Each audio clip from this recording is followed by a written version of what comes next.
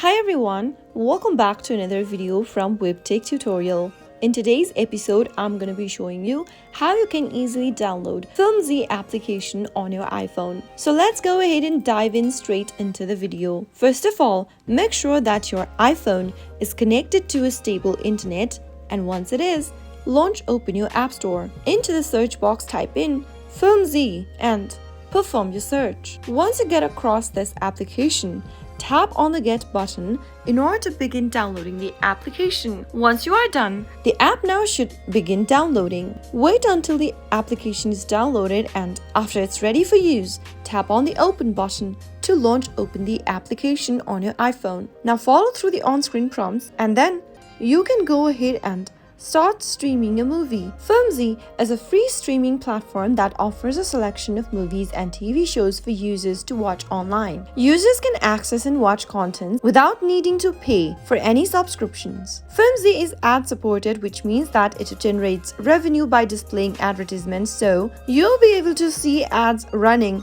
between your play times. So that is how you can easily download the Filmzie application on your iPhone. If you found the video to be helpful, go ahead and give us a thumbs up. Don't forget to subscribe to our channel by hitting the subscribe button.